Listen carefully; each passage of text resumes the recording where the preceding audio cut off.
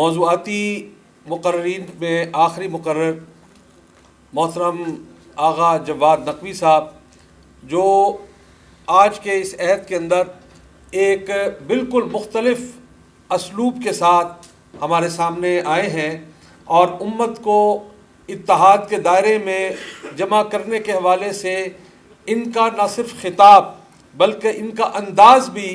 اس بات کی جانب متوجہ کرتا ہے کہ واقعتاً یہ امت کو متحد کرنا چاہتے ہیں، اور امت کو متحد کرنے میں آیت اللہ خمینی رحمۃ اللہ علیہ نے، سید ابو الاعلیٰ مودودی رحمۃ اللہ علیہ نے جو روشنی پھیلائی ہے یہ اس کے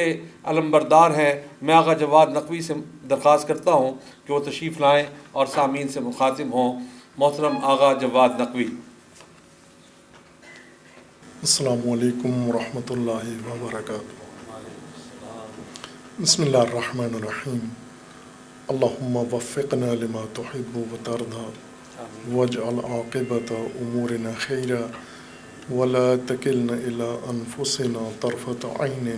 ابدا۔ رب ادخلنی مدخل صدق واخرجنی مخرج صدق واجعل لی من لدنک سلطانا نصیرا۔ میں شکر گزار ہوں رابطہ علماء کونسل کا، جنہوں نے یہ خوبصورت نشست بھی منعقد کی ہے اور اس میں مجھ جیسے ایک ادنا طالب علم کو بھی موقع دیا ہے۔ آغاز طالب علمی میں اللہ تعالیٰ کی توفیق نصیب ہوئی، اس وقت سے سید ابو الاعلیٰ مودودی رحمۃ اللہ علیہ وہ بہت آغاز طالب علمی میں پڑھنے کا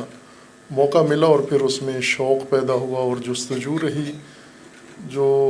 اس وقت کی فہم کے مطابق تھا، اور پھر یہ مطالعہ مسلسل جاری رہا۔ اور آج اس جستجو میں تھے کہ کہیں کوئی ایسا موقع فرصت مہیا ہو، فراہم ہو، تاکہ سید ابو الاعلیٰ رحمۃ اللہ علیہ کے افکار عالیہ اس نسل تک پہنچائیں اور آنے والی نسلوں تک پہنچائیں۔ اصل ماجرا یہ تھا کہ جیسے آپ بزرگوں کے کلام میں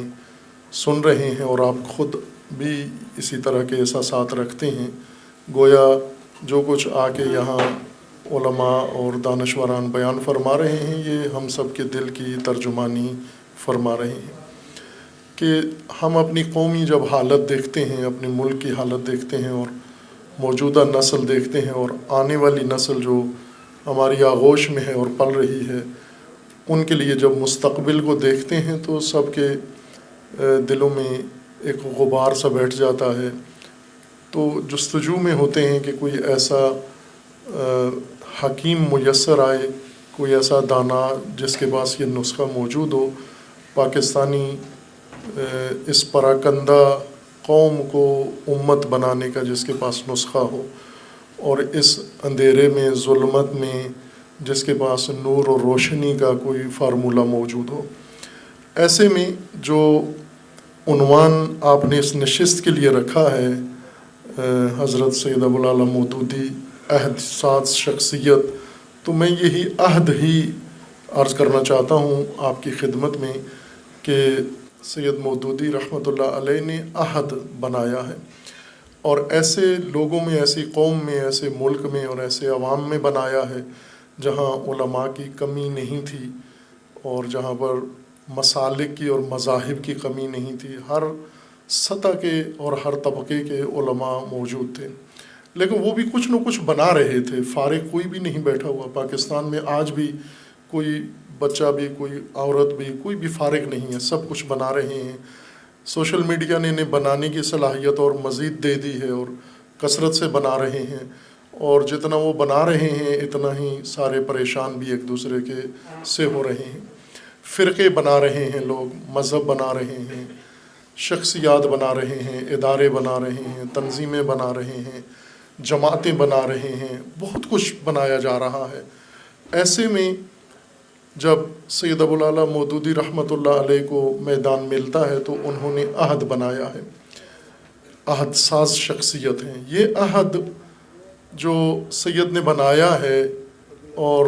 جس کے انہوں نے بہت واضح، شفاف خطوط اور خد و خال معین کیے ہیں، آج ہمیں نظر آتا ہے کہ وہی عہد وہ مخدوش سا مبہم نظر آتا ہے اور وہ تمام ملت کے لیے میسر نہیں ہے۔ میں چند باتیں عرض کروں گا، کوشش کروں گا بات تلخ بھی ہو، لہجہ تلخ نہ ہو، ادب کے ساتھ عرض کروں کہ حضرت مودودی رحمۃ اللہ علیہ نے جن چیزوں سے نجات کے لیے یہ کاوش کی اور اللہ تعالیٰ نے انہیں یہ عظیم توفیق عطا فرمائی، آج ہم دیکھتے ہیں کہ خود جن چیزوں سے نجات کے لیے انہوں نے یہ راستہ دیا ملت کو، قوم کو اور نسل کو، اسی میں ان کی اپنی فکر خود مبتلا ہو گئی ہے، ان کے اپنے افکار بھی اسی چیز کا شکار نظر آتے ہیں۔ اور وہ محرومیت لوگوں کی اس فکر سے بعض ایسے وجوہات کی وجہ سے ہے جو برطرف کی جا سکتی ہیں اگر غور کریں، تھوڑا سا شرح صدر ہمارے اندر پیدا ہو۔ عزیزان، میں اپنے کلام کو مزین کرنا چاہتا ہوں حضرت امام جعفر صادق علیہ الصلوۃ والسلام کے کلام نورانی سے۔ امام کا فرمان ہے، العالم بزمانہ لا تحجم علیہ اللوابس۔ جو شخص اپنے زمانے کا عالم ہوتا ہے، العالم بزمانہ، اپنے زمانے کا عالم، جس زمانے میں رہ رہا ہے اسی زمانے کا اگر عالم ہے تو یہ عالم اس پر شبہات، اس پر لوابس، اس پر کنفیوژن اور اس پر تہاجم کوئی چیز نہیں کرے گی۔ کسی چیز کا ہجمہ اور ہجوم اس کے اوپر نہیں ہوگا، بلکہ یہ ہر دور میں یقین پر ہوگا، یہ ہر دور میں پختہ ہوگا۔ اس کا کسی دور میں تزلزل، تذبذب، تردید اس کے اندر نہیں پائیں گے آپ، شک نہیں اس کے اندر دیکھیں گے، جیسے بھی حالات اس کے سامنے آ جائیں۔ لیکن اس کی شرط یہ ہے کہ یہ اپنے زمانے کا عالم کہلائے۔ یہ ایک کمی ہمیں نظر آتی ہے، علماء کی کثرت میں اپنے زمانے کے عالم آپ کو بہت قلیل ملیں گے جو اپنے زمانے کے عالم ہوں۔ اپنے زمانے کا عالم ہونا، اس کے لیے بہت ساری تفصیلات چاہیے۔ میں اگر ان میں سے ایک نمونہ پیش کروں آپ کی خدمت میں جو اپنے زمانے کے علماء کہلا سکتے ہیں، تو ان میں سید ابوالعلا مودودی رحمۃ اللہ علیہ ہیں، کہ جو اگر ماضی میں بھی گئے ہیں تو اپنے زمانے کے لیے ماضی میں گئے ہیں، جنہوں نے اگر تحقیق بھی کی ہے تو اپنے زمانے اور اپنی نسل کی مشکلات کے حل کے لیے کوشش کی ہے۔ بعض ایسے شخصیات اور محققین ہیں جو رہتے آج اس 21ویں صدی میں ہیں، لیکن وہ اس صدی کے ہیں نہیں، وہ کئی 100 سال پہلے کے ہیں۔ تاخیر سے خلقت کے نظام میں تاخیر ہو گئی اور انہیں آج زمین پہ اتارا گیا ہے، جبکہ وہ ہیں صدیوں پہلے کے رہنے والے۔ چونکہ ان کی فکر بہت قدیمی، ان کی فکر صدیوں پرانی، ان کی سوچ، ان کی ترجیحات، ان کے معیارات اور ان کے تمام جو بنیادیں ہیں، ارکان ہیں فکر کے، وہ سارے اتنے قدیمی ہیں جو آپ اپنے زمانے کے ساتھ کسی قسم کی مطابقت نہیں رکھتے۔ خوب، یہ اپنے زمانے کا عالم ہونا اللہ تعالیٰ کی طرف سے بڑی توفیق ہے کسی قوم کے لیے کہ خدا اس قوم کے اندر ایسا عالم بھیج دے جو اپنے زمانے کا عالم ہو، جو تاریخی چیزوں کو بھی جانتا ہو لیکن اپنے زمانے کو خوب سمجھتا ہو۔ اور یہی مولانا مودودی رحمۃ اللہ علیہ نے کیا۔ جب جس زمانے میں پیدا ہوئے اس زمانے میں مستہلک نہیں ہوئے۔ ایک اصطلاح ہے، طلباء کی اصطلاح ہے، اور وہ آپ سب سمجھ دیں الحمدللہ، جو شرکاء تشریف فرما ہیں اور جو علماء دانشوران حضرات تشریف فرما ہیں، استہلاک اس کی مثال عموماً علماء یہ دیتے ہیں کہ اگر نمک کی کان میں کوئی جانور گر جائے تو کچھ عرصے کے بعد وہ اس میں مستہلک ہو جاتا ہے، یعنی اس میں گل مل کے بالکل نمک ہی بن جاتا ہے۔ یہ مثال اگر ہم لیں معاشرے کو، تہذیب کو، تو علماء دانشور جو فارغ التحصیل ہو کے جوان آتے ہیں پڑھ لکھ کے اعلیٰ ڈگریاں لے کر، اور جس تہذیب میں آتے ہیں یہ اسی کان کے اندر گر کے اسی جیسے ہو جاتے ہیں، مستہلک ہو جاتے ہیں۔ نمک میں گرتے ہیں، نمک ہو جاتے ہیں، یہ اگر جس کان میں گرتے ہیں ویسے ہو جاتے ہیں۔ سید مودودی ایسے نہیں ہوئے۔ سید مودودی کے زمانے کے علماء کو دیکھیں، ان کے معاصر علماء کو دیکھیں اور ان کے زمانے کے مسالک اور ان لوگوں کی دلچسپیاں اور ترجیحات دیکھیں تو وہ کسی چیز میں مشغول نہیں ہوئے. اس کان میں تھے لیکن اپنے آپ کو بچایا, اپنی حیثیت کو بچایا اور اپنے آپ کو اس کا حصہ نہیں بننے دیا, بلکہ جو ذمہ داری اور جو عہد اللہ نے ان کے ذمہ ڈالا تھا اس کو انہوں نے ایفا کرنے کی کوشش کی, اپنی صلاحیت اور اپنے انداز سے کیا. ظاہر ہے مطلق سوچنا یہ بڑی غلطی ہے. میں علماء, محققین, دانشوروں سے معذرت کے ساتھ طالب علمانہ جسارت کر رہا ہوں, اور اس طرف غور کریں, بزرگان اس کو مجھ سے بہتر وضاحت کر سکتے ہیں. یہ جو مطلق اندیشی ہے اس نے ہمارا ماحول خراب کیا ہے, اس نے ہمیں بہت گمراہ کر دیا ہے, اور یہ بڑی آفت ہے مطلق اندیشی. مطلق اندیشی یعنی اپنی راہ, اپنی سوچ, اپنی بات کو مطلقاً ٹھیک سمجھنا کہ یہ ٹھیک ہے, بس اس کے علاوہ کوئی اور راستہ نہیں ہے, کوئی اور فرد نہیں ہے, کوئی اور گنجائش نہیں ہے, کسی اور کے پاس کچھ کہنے کے لیے نہیں ہے. جو میں کہہ رہا ہوں یا جو میرا سلسلہ, میرا گروہ ہے, یہ مطلق اندیشی اور مطلق نگری یہ اشتباہ ہے, تحقیق کی دنیا میں قابل قبول نہیں ہے علم میں. بلکہ آپ کے پاس ہمیشہ گنجائش ہونی چاہیے کہ جو بات آپ تک پہنچی ہے اس کے بعد بھی حقیقت کا ایک اور مرتبہ بھی موجود ہے, فوق کل ذی علم علیم. اس علیم کے لیے ہمیشہ گنجائش رہنی چاہیے ذی علم کے بعد. سید مودودی رحمۃ اللہ علیہ نے جو کچھ بیان کیا, انہوں نے ایک راستہ کھولا, تکمیل نہیں کیا. اور یہ بات میں اپنے استاد بزرگوار کی زبان سے آپ کی خدمت میں عرض کرنا چاہتا ہوں. وہ یہ فرماتے تھے ہمیں کہ انبیاء کرام علیہم السلام نے راستے امتوں کو بتائے ہیں اور امتوں کو راہوں پر چڑھایا ہے, امتوں کو راہوں کا انجام تک پہنچایا نہیں ہے. انبیاء کی یہی ماموریت تھی, راستے اللہ کی طرف سے لے کر آئے ہدایت کے, نجات کے,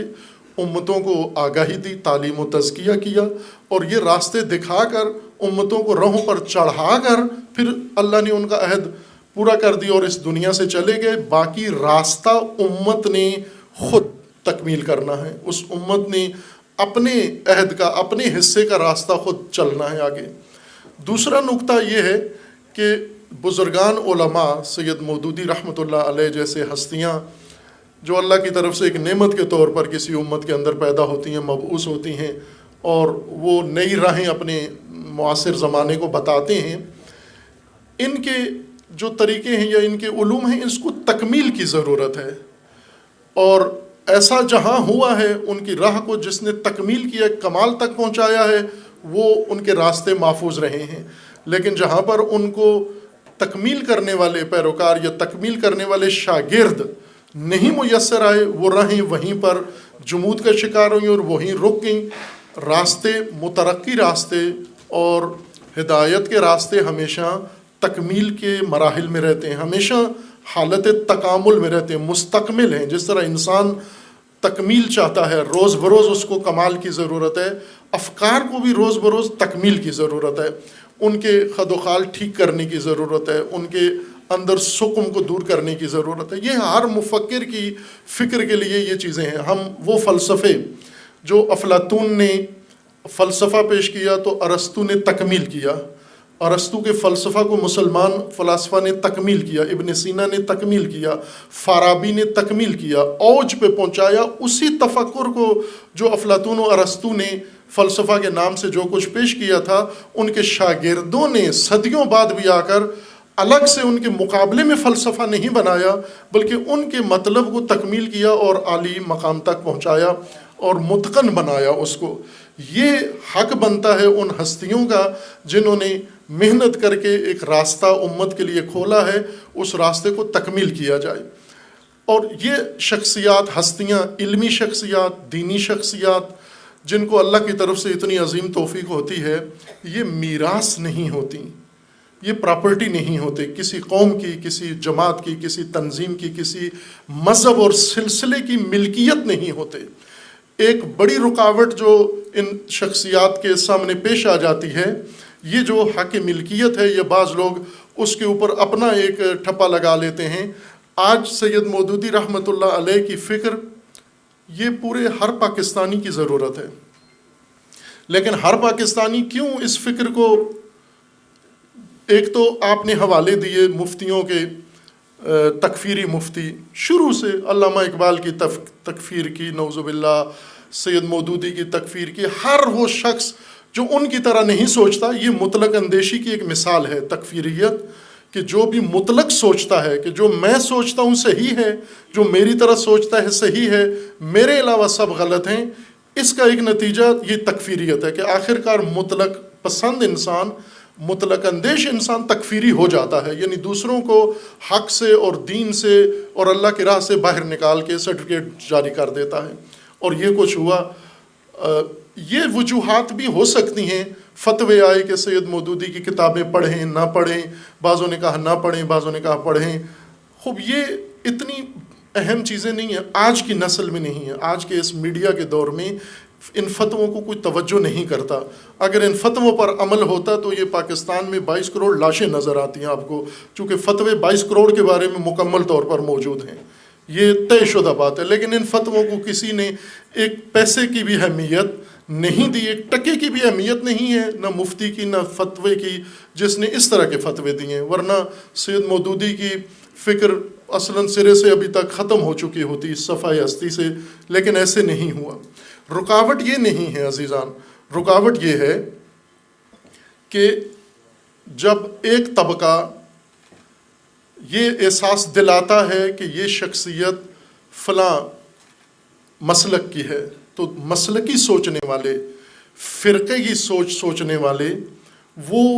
بالکل اجتناب کرتے ہیں۔ اور آج ہمارے اس فرقہ وارانہ ماحول کے اندر ایسے ہے، بہت قلیل لوگ ہیں جو پڑھتے ہوئے تحقیق میں جامع تحقیق کرتے ہیں، لیکن اکثر فرقہ وارانہ تحقیق کرتے ہیں۔ ایک ہی سلسلے کی کتابیں، لائبریری دیکھیں فرقہ وارانہ۔ آپ لاہور اکیڈمک شہر ہے، علمی شہر ہے، ادبی شہر ہے، اس لاہور کے علمی اداروں میں، یونیورسٹیوں میں، کالجوں میں اور مدرسوں میں جا کر دیکھ لیں کہ وہاں پر لائبریریاں بھی فرقہ وارانہ ہیں، ان لائبریریوں کے اندر جامعیت نہیں ہے، ہر موضوع کی کتاب نہیں ہے، ہر مسلک کی کتاب نہیں ہے، ہر عالم کی کتاب نہیں ہے، پسندیدہ لوگوں کی کتابیں ہیں وہاں پر۔ اور یہ تو لائبریری نہیں ہے، یہ تو آپ کے فرقے کا ایک مخزن ہے جو آپ نے بنایا ہوا ہے۔ لائبریری اگر بنانی ہے تو آپ اس میں دنیا جہان کی، آپ کے موافق، آپ کے مخالف، آپ کے جس موضوع کی کتاب ہے وہ رکھو، تاکہ آپ کا محقق، آپ کا طالب علم اس کو پڑھے، اور اگر اس میں غلط باتیں ہیں تو اس طالب علم کو آپ ان کا جواب دو، رد کرو دلیل کے ساتھ اس کو۔ لیکن یہ کام نہیں ہوا ہے۔ یہ جو انتصاب ہے، نسبتیں ہیں، انہوں نے روک لیا ہے اور وہ مطالعہ نہیں ہوتا۔ سید مودودی، میں خود عرصے سے یہ بہانہ تلاش کر رہا تھا، آج جب عثمانی صاحب نے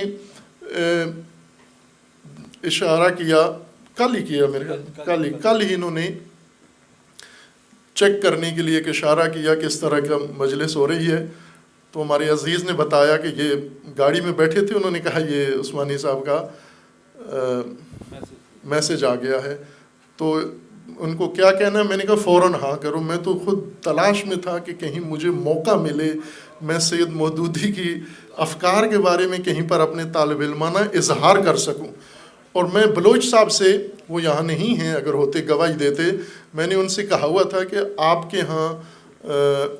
پابندیاں ہیں، آپ برسیاں نہیں کر سکتے ہو، مشکلات ہیں، ہمارے ہاں نہیں ہیں، ہم برسیوں والے ہیں اور برسیاں ہمارے ہاں بڑا ایک اہمیت رکھتی ہیں۔ تو اگر آپ لوگ تعاون کریں تو میں چاہتا ہوں کہ سید ابوالعلا کی برسی رکھوں اور اس میں آپ سارے شریکوں، باقی دانشور شریکوں، اور ہم اس شخصیت کے افکار کے گرد بنی ہوئے ساری دیواریں توڑیں۔ یہ وہ فکر ہے جو آج کی نسل کی ضرورت ہے، اور یہ میں طالب علمانہ مطالعہ کے ذریعے سے عرض کر رہا ہوں۔ مجھے سید مودودی کی فکر میں ہر وہ نقطہ نظر آیا ہے جو امام خمینی رحمۃ اللہ علیہ کی فکر میں ہے اور جو علامہ اقبال کی فکر میں ہے۔ یعنی عبارتیں اپنی اپنی ہیں، لہجے اپنے اپنے ہیں، انداز اپنے اپنے ہیں، لیکن روح کلام تینوں کا ایک ہے۔ اور اس پر مستند گفتگو بھی کی جا سکتی ہے، کوئی ایسی نشست ہو جس میں ہر بات کو 3 ریفرنس سے میں آپ کی خدمت میں عرض کروں، یا یہ علماء بزرگان جو بیٹھے ہوئے ہیں یہ پیش کریں کہ جو بات ایک کر رہا ہے وہی دوسرا اپنے انداز سے کر رہا ہے، وہی تیسرا اپنے انداز سے کر رہا ہے۔ ہمارے علماء میں اساتید میں سے ایک بزرگوار ہیں، انہوں نے کتاب بھی لکھی ہے کہ یہ جو جھگڑے ہیں شریعت و طریقت و فلسفہ و عرفان کے بڑھائے ہوئے ہیں، یہ مصنوعی جنگ ہے۔ آپ لوگوں کو زبان سمجھ نہیں آتی، اگر زبان سمجھ آتی تو کسی جگہ بھی اہل طریقت شریعت کے مخالف نہیں ہیں، ان کی زبان الگ ہے، زبان نہیں سمجھتے تو، اور کسی جگہ بھی فلسفہ عرفان یا تصوف کا مخالف نہیں ہے، زبان تمہیں سمجھ میں نہیں آتی۔ مرحوم فارابی نے ایک کتاب لکھی ہے جم بین الرائین، یعنی دو حکمتیں تھیں، اشراق اور مشاء، اور لوگ سمجھتے تھے ان میں جنگ ہے آپس میں نظریاتی، تو اس حکیم نے جنگ ختم کرنے کے لیے ان کے متضاد آراء لکھ کر تشریح کی کہ یہ متضاد نہیں ہے، یہ تو ایک ہی بات کر رہے ہیں دونوں۔ آج بھی ایسے ہی ہے عزیزان، اور یہ جو فرقوں میں جنگ شروع کرائی گئی ہے یہ بھی ایسے ہی ہے۔ اگر زبان شناس انسان، زبان فہم آ جائے، اگر کوئی تشیع کی زبان سمجھتا ہو، اہل بیت کی زبان، البتہ تشیع سے مراد میری ذاکروں اور خطیبوں کی زبان نہیں، اہل البیت کی زبان، امام جعفر صادق علیہ السلام کی زبان اگر کوئی سمجھتا ہو تو وہ آ کر آپ کو بتائے گا یقین کے ساتھ کہ قرآن جو کہہ رہا ہے وہی امام صادق فرما رہے ہیں، اس میں ذرا برابر منہ برابر آپ کو فرق نہیں ملے گا۔ لیکن زبان قرآن بھی سمجھتا ہو، اہل بیت کی زبان بھی سمجھتا ہو، تو اس میں کہیں بھی جدائی نہیں ہوگی، جس طرح حضور نے فرمایا تھا لن یفترقا، ہرگز علیحدہ نہیں ہوں گے۔ تو یہ مسئلہ ہمارے ہاں بھی ہے کہ زبان نہیں سمجھتے۔ اگر علامہ مودودی جس انداز سے اپنی گفتگو کرتے ہیں، سید روح اللہ خمینی رحمۃ اللہ علیہ جس انداز سے، اور علامہ اقبال رحمۃ اللہ علیہ، تینوں کا مذہب ایک ہے، تینوں کا مسلک ایک ہے، تینوں کا نظریہ ایک ہے، تینوں کا ہدف ایک ہے، تینوں اپنے زمانے کے عالم ہیں، گزشتہ صدیوں کے عالم نہیں ہیں۔ اس کے لیے ہمیں اس طرح کی شخصیات آفاقی ہیں، یہ میراث نہیں ہیں، ان کا تعلق سب کا ہونا چاہیے، سب کے ساتھ ہونا چاہیے۔ اور ٹھیک ہے مولانا مودودی صاحب نے جماعت بنائی، وہ جماعت امت کے معنی میں ہے، وہ جماعت پارٹی کے معنی میں نہیں ہے۔ آپ خود مولانا کے کتابوں میں تالیفات میں دیکھیں جماعت کی ڈیفینیشن کیا ہے، وہی جو علامہ اقبال کی مثنوی میں جماعت کی ڈیفینیشن ہے، اور دونوں جو جماعت کا تصور پیش کرتے ہیں وہی ہے جو حدیث رسول اللہ صلی اللہ علیہ وآلہ وسلم میں جماعت و امت کا تصور ہے۔ وہ دراصل وہ جماعت ہے امت اسلامی۔ امت اسلامی کے لیے امت سازی، مولانا مودودی کی عہد سازی کا ایک اہم رکن امت سازی ہے۔ اس لیے مولانا مودودی نے فرقہ نہیں بنایا، فرقہ وارانہ عمل میں شامل نہیں ہوئے، فرقہ پرستی میں شامل نہیں ہوئے، امت سازی کا عمل کیا اور اس عمل میں موفق ہوئے۔ اپنا کام انہوں نے کامیابی سے کیا، لیکن بعد والوں کے نزدیک تھوڑا سا سستی ہوئی، وہ زیادہ دوسری طرف رہ گئے۔ مثلا ابھی جناب پراچا صاحب نے، حسین پراچا صاحب نے بہت خوبصورت گفتگو کی، میں پہلے فرید صاحب کی نہیں سن سکا، تاخیر سے آیا ہوں معذرت کے ساتھ، ان کی گفتگو سنی، بہت عالمانہ، ادیبانہ، محققانہ، جیسے جمہوریت، بار بار اسلامی جمہوریت کا بھی انہوں نے دفاع بھی کیا اور فرمایا یہ مولانا مودودی کی رائے ہے۔ تو اسی کو ہمیں کھولنے کی ضرورت ہے کہ جمہوریت الہی نظام، اللہ کا نظام کیسے جمہوریت سے نکلے گا؟ اللہ کا نظام، جمہوریت کی بنیادیں کیا ہیں،